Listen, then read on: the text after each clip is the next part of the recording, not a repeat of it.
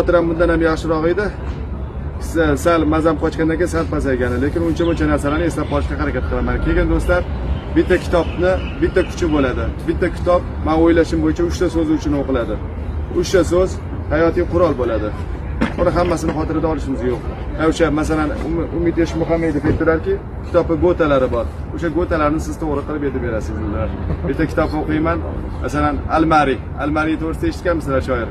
Meni gaplarim sal xavfliroq, faqat xafa bo'lmanglar. Almari aytdi. Ko'r bo'lib qolganda 3 yoshida suriyalik shoir olim. Kitoblar surishanga tushib qoldi. O'qib chiqdim. Shu insonni ajoyib kitoblari yoqib qoldi.